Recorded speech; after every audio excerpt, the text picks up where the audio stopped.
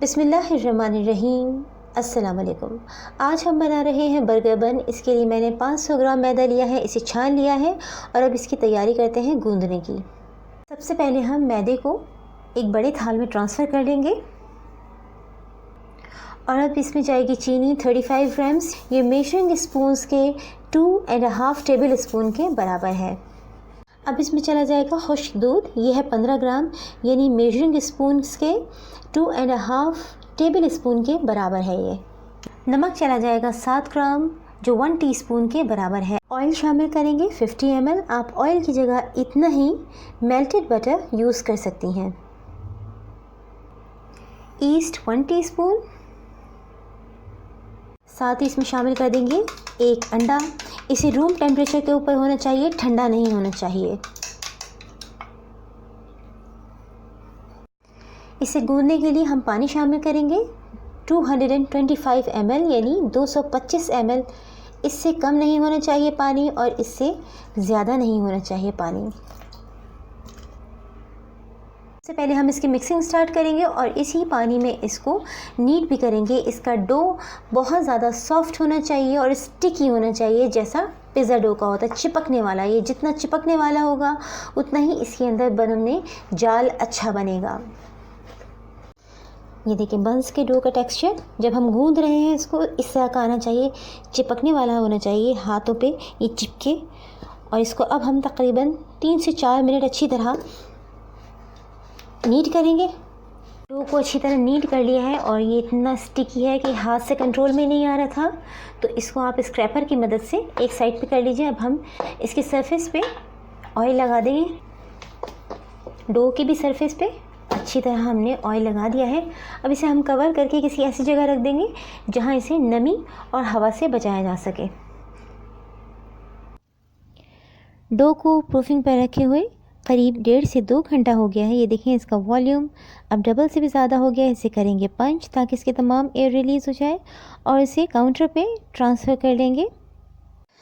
बंस की अब तमाम तैयारी हम काउंटर पे ही करेंगे। काउंटर को बहुत साफ़ सुथरा होना चाहिए। दूसरी बात यह कि अब हम इसमें मैदे का इस्तेमाल बिल्कुल नहीं करेंगे। जो भी इस्तेमाल होगा वो तेल का होगा, तेल या घी का। सरफेस पे थोड़ा सा तेल या घी अप्लाई कर देंगे और इस पर डो को ट्रांसफ़र कर लेंगे। ये देखिए इसको इतना स्टिकी होना चाहिए, इतना पतला होना चाहिए, उतने ही आपके बन अच्छे बनेंगे।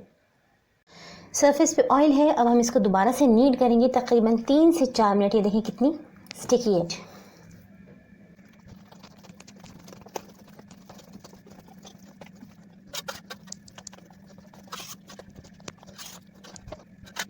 डो को हमने कर लिया है रेडी।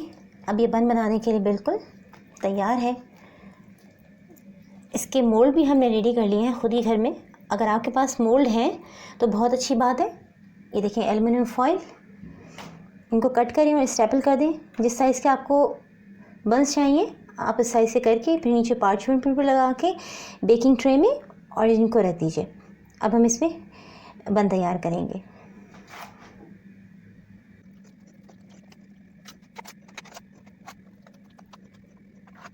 हमने कट करके तकरीबन कोशिश की है एक ही साइज़ के और एक ही वज़न के बंस निकालें। तो ये 5 डो निकले हैं, 5 बन इससे रेडी होंगे।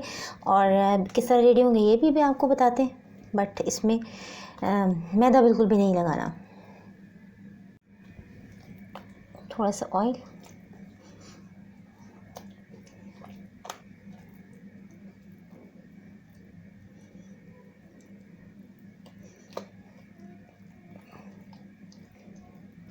ये देखें इस तरह ऊपर से सरफेस बिल्कुल इसकी रहनी चाहिए स्मूथ। सब लाके पीछे इसको ट्विस्ट कर दीजिए। कंट्रोल में नहीं है इसलिए इसको काउंटर के ऊपर रख के ही इसको ट्विस्ट कीजिए। इधर से पलटेंगे हम और ये बिल्कुल रेडी हो गया है मोल्ड में जाने के लिए। ये देखें पहला बन हमने इसमें रख दिया है और इसको स्मूथ भी कर दीजिए हर तरफ से। इसी तरह तमाम बन रेडी करके हम मोल्ड्स में रख देंगे। तमाम बन्स हमने रेडी कर लिए हैं और इनको मोल्ड में रख लिया है। ये देखें अब हम इनको कवर कर देंगे प्रूफिंग के लिए यहाँ तक कि इनका वॉल्यूम डबल से भी ज़्यादा हो जाए। बिस्मिल्लाह। बंस को प्रूफिंग पे रखे हुए काफ़ी देर हो गई है, अब इसे चेक करते हैं। ये देखिए इनका वॉल्यूम डबल से भी ज़्यादा हो गया है। अब हम इसके ऊपर एग वॉश करेंगे और सेसमी सीड्स हम इसके ऊपर डालेंगे। और एग वॉश बहुत ध्यान से करना है, ज़्यादा प्रेस नहीं करना, अदरवाइज़ ये जितने राइस हुए एकदम से ये बैठ जाएंगे।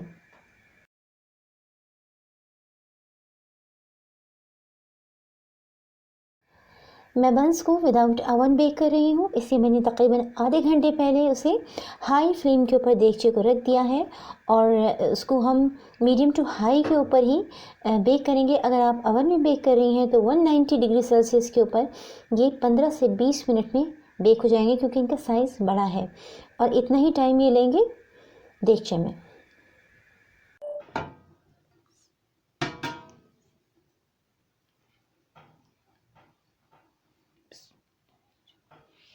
एक तक के हाथ से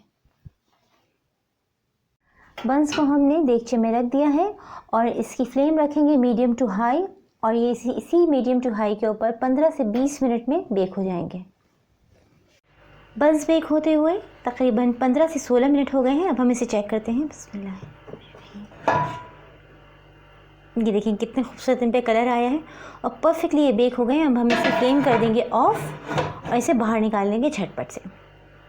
बंस को हमने बाहर निकाल लिया है। सबसे पहला काम इस पर ये करना है, इसे ज़्यादा देर छोड़ना नहीं है। गर्म गर्म ही के ऊपर इस पर ग्रीसिंग कर दीजिए, बटर से या घी से, सब पे जल्दी जल्दी झटपट हमने सबको ग्रीस कर दिया है। एक तो इसकी शाइनी लुक आ जाती है बहुत अच्छी, दूसरे ये मॉइस्ट रहते हैं, ड्राई नहीं होते। अब हम इसको कर देंगे कवर। अगर हम इसे कवर नहीं करेंगे तो इसका सारा मॉइस्चर इवेपोरेट हो जाएगा और इसे ठंडा होने तक हम कवर ही रखेंगे। बर्गर बंस के ठंडे होते ही हमने इनको डी मोल्ड कर दिया है और इनके मोल्ड्स को टिश्यू पेपर से अच्छी तरह साफ़ करके दोबारा से रख लिया है ताकि इनको दोबारा इस्तेमाल किया जा सके। सुपर सॉफ्ट होममेड बर्गर बंस रेडी हैं। ये देखें कितने ज़बरदस्त बने हैं, इतने सॉफ्ट हैं और जंबो साइज़ इनका बना है। और कल हम इससे बर्गर बनाएंगे तो वो बहुत ही टेस्टी बनने वाले हैं और कल हम इसको कट करके शो भी करेंगे कि ये कितने जालदार अंदर से बने हैं। इस रेसिपी को ज़रूर ट्राई कीजिए। पसंद आए तो इसे अपने फ्रेंड्स और फैमिली मेम्बर्स के साथ शेयर कीजिए। मेरी रेसिपी को लाइक कीजिए, चैनल को सब्सक्राइब कीजिए। अपना बहुत ख्याल रखिएगा। अल्लाह हाफ़िज़।